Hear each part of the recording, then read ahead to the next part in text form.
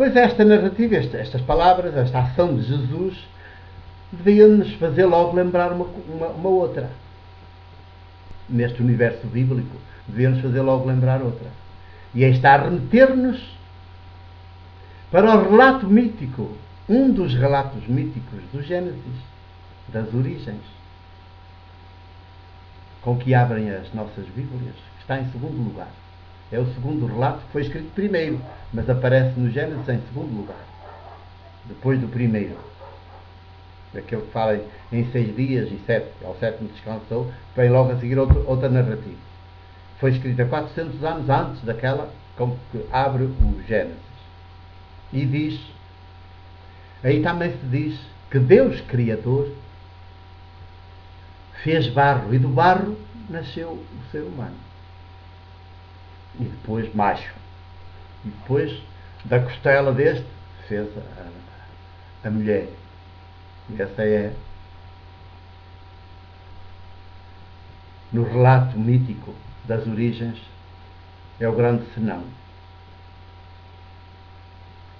Porque se tivesse dito que Deus Criador fez o barro, e do barro mexeu no barro, tal, lá com a sua saliva, que não é água, não, é Ele Criador, também é o Criador da própria água.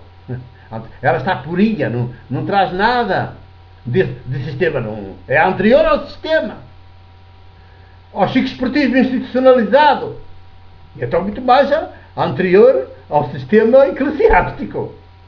Esse tem 2000 anos. É no princípio dos princípios. Muitos milhares, milhões de anos depois é que vai aparecer o ser humano. Antes do Big Bang.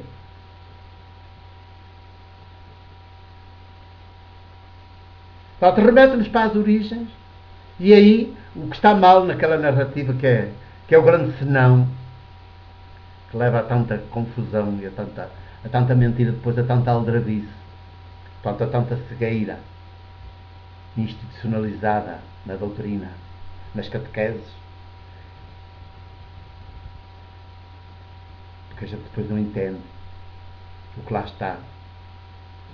É dizer que o Criador fez barro e do barro fez o homem.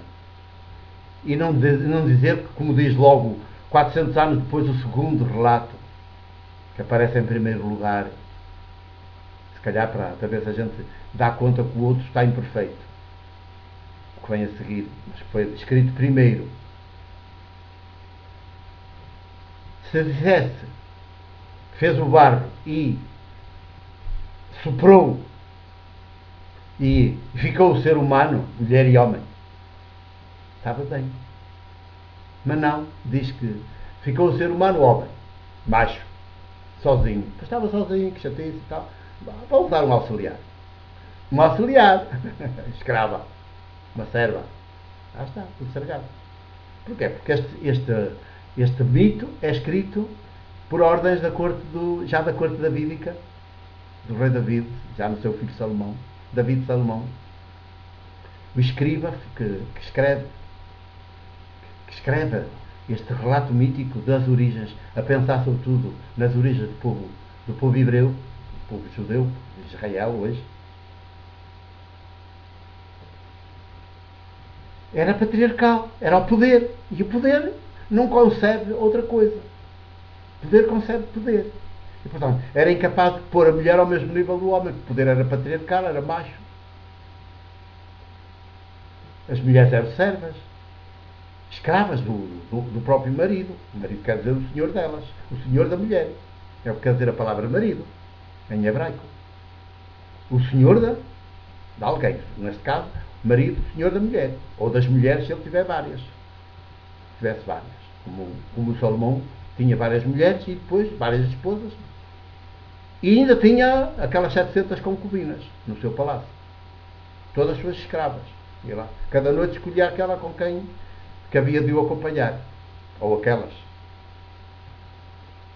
No seu camarim de rei. Poder. Vê. E então, como foi a Casa Real que mandou escrever, só pode gerar um relato mítico de origens assim. O homem aparece primeiro, até contra todas aquilo que a gente vê da natureza, que a mulher é que dá à luz, e ali vai sair a mulher do homem, gerada por poder para a sua serva. É o perverso dessa narrativa. Mas Jesus remete para ela, este Evangelho de João, ao escrever esta narrativa teológica, remete para esta. E põe Jesus a fazer uma ação idêntica do início dos inícios. A fazer o barro. Só que agora é o ser humano. Homem e mulher, simultaneamente. É todo o ser humano.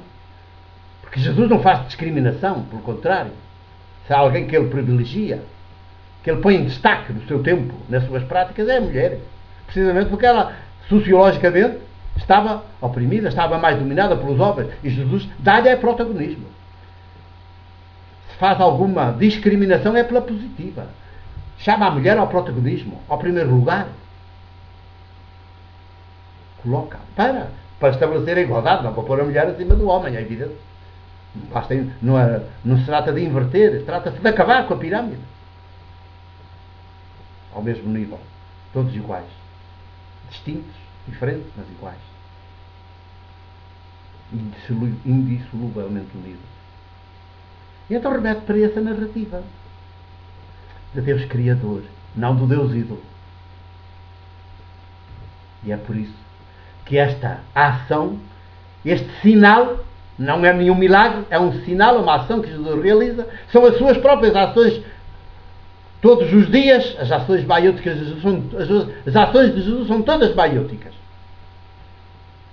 E estão em grande evidência entre o ano 28 e abril do ano 30, quando o crucificam, o matam na cruz. Estão em grande evidência nesse período. Não é que já não existissem antes, mas não estavam em evidência. Aqui estão. E é aqui que estes evangelhos estão a testemunhar esse período de grande evidência do agir, do ser agir de Jesus.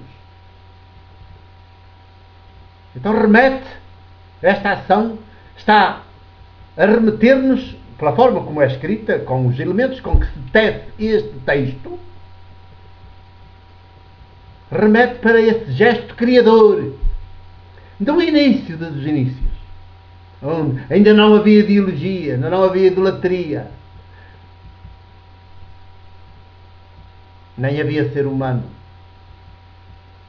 O ser humano é que vai criar o ídolo, vai ser o criador dos deuses. Sobretudo aqueles que se começaram a tornar logo chiques espertos, a serem reis porque todos eram cegos e ele tinha um olho, via um bocadinho mais que os outros, tinha mais intuições, uma coisa assim, né? E começaram a ser os chefes dos outros. E os primeiros chefes chamaram-se sacerdotes.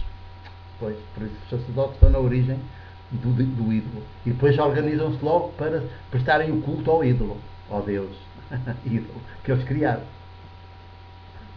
Isto é uma coisa tão perversa, tão perversa, tão perversa.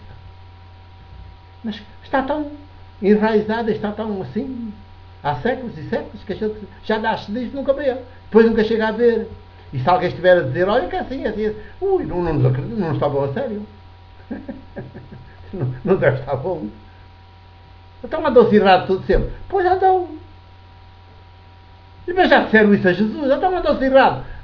Desde David para cá, desde Moisés para cá, andámos errados. Pois andaste. Andamos. Os povos andaram. O povo judeu também.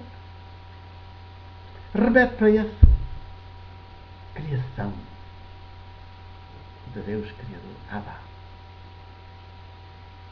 Para essa matriz original do ser humano. Que cada um de nós é. E portanto esta ação maiútica é sempre para que nós descobramos a nossa própria matriz. É o grande papel de Jesus. Fazer com que cada ser humano, mulher ou homem, descubra a sua própria matriz original e se desenvolva a partir dela. Portanto, deite fora, faça cair por terra tudo o que construíram em cima de nós. A abafar essa matriz. Não, tudo tem que ser derrubado para que ela venha por aí fora. Está bem? Já vamos.